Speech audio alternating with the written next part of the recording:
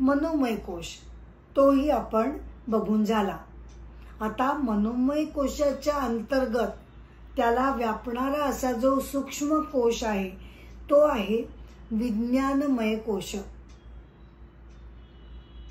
तो कशाने बनलेला आहे तर तो बुद्धीचे विकार आणि ज्ञानेंद्रिय यांनी तो बनलेला आहे। तो अतिशय सूक्ष्म आहे।